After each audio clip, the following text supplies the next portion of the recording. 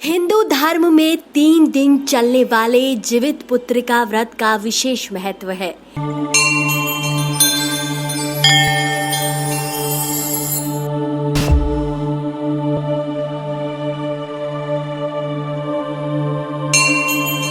इसे जितिया या जिउतिया व्रत के नाम से भी जाना जाता है। ये व्रत विवाहित महिलाएं अपनी संतान की लंबी आयु और खुशहाली के लिए करती हैं। हर साल आश्विन मास के कृष्ण पक्ष की अष्टमी तिथि को इस व्रत को रखने का विधान है। पहले दिन नहाए खाए, दूसरे दिन निर्जला व्रत और तीसरे दिन व्रत का पारण किया जाता है। जितिया व्रत 2022 कब है? जीवित पुत्रिका या जितिया का व्रत आश्विन मास के कृष्ण पक्ष की अष्टमी तिथि से लेकर नवमी तिथि तक मनाया जाएगा। इस साल ये व्रत 18 सितंबर की रात से प्रारंभ हो रहा है और 19 सितंबर तक चलेगा। व्रत का पारण 19 सितंबर को किया जाएगा। चलिए अब जान लेते हैं जीवित पुत्रिका व्रत शुभ मुहूर्त। हिंदू पंचांग के अनुसार 17 सितंबर को दोपहर 2:14 पर अष्टमी तिथि प्रारंभ होगी और 18 सितंबर को दोपहर 4:32 पर समाप्त होगी।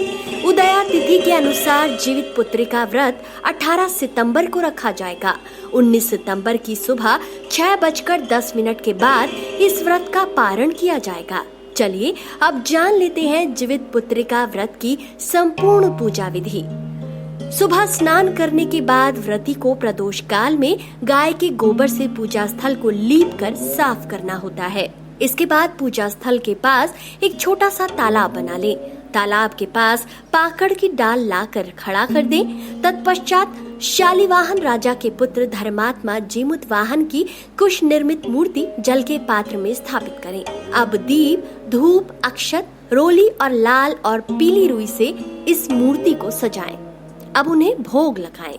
मिट्टी या गोबर से मादा चील और मादा सियार की प्रतिमा तैयार करें और दोनों को लाल सिंदूर अर्पित करें। अब पुत्र की प्रगति की कामना करें। इसके बाद व्रत कथा अवश्य सुने और सुनाएं।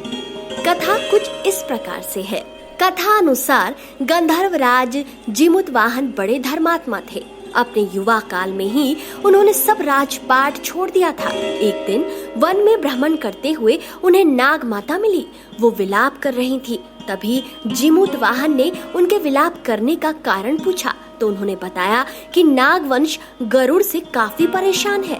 वंश की रक्षा करने के लिए सभी नागों ने गरुड़ से समझौता किया है कि वे प्रतिदिन उसे एक नाग खाने के लिए गरुड़ को देंगे और इसके बदले वो हमारा सामूहिक शिकार नहीं करेंगे। नाग माता की पूरी बात सुनकर जीमुतवाहन ने उन्हें वचन दिया कि वे उनके पुत्र को कुछ नहीं होने देंगे।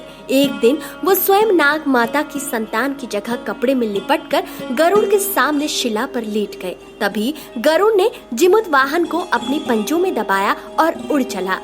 जब गरुड़ ने देखा कि नाग शांत है तो उसने कपड़ा हटाया और देखा ये तो जीमुतवाहन है। जीमुतवाहन ने सारी कहानी गरुड़ को बता दी, जिसके बाद उसने जीमुतवाहन को छोड़ दिया और गरुड़ ने नागों को ना खाने का वचन दे दिया।